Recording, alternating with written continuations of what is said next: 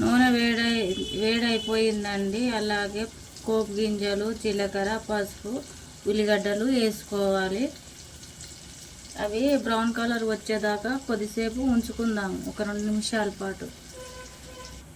ఉల్లిగడ్డలు బ్రౌన్ కలరే అయ్యాయండి. బీన్స్ వేసుకుందాం.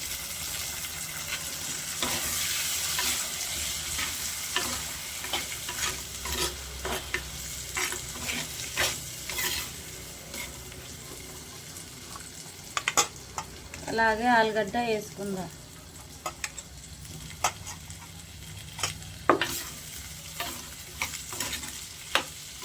వేసుకున్నాం కదండి, ఒక 5 నిమిషాలు బాగా మగ్గిపోవాలండి.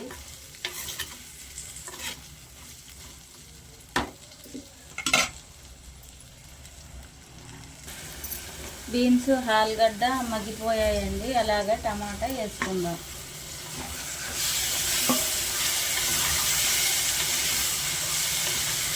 వేసుకొని కలుపుకోవాలి. ఇవాళ జాను కుకింగ్ లైక్ చేయండి, షేర్ చేయండి, సబ్స్క్రైబ్ చేసుకోండి. మా ఛానల్ని ఎవరు చేసుకోవట్లేదండి సబ్స్క్రైబ్, ప్లీజ్ అండి లైక్ అన్న కొట్టండి.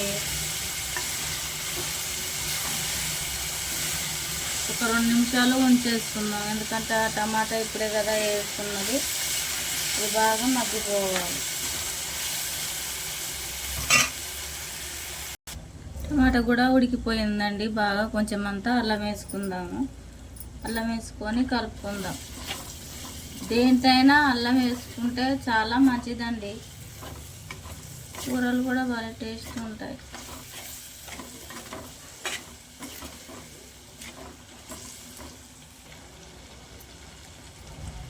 స్పూన్ కారం వేసుకోవాలండి.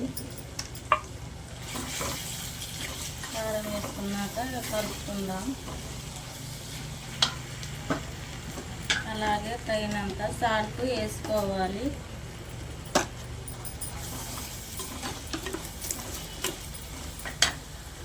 వేసుకున్నాం కదా, అలాగే కొన్ని నీళ్ళు పోసుకోవాలి.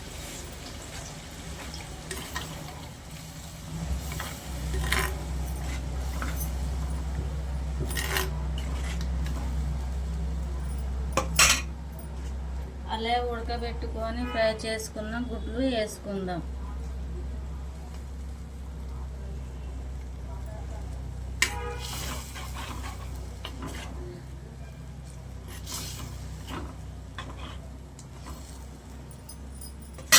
ఒక 10 నిమిషాలు ఉంచేసుకుందాం, ఎందుకంటే ఇప్పుడే కదా నీళ్ళు పోసుకున్నది.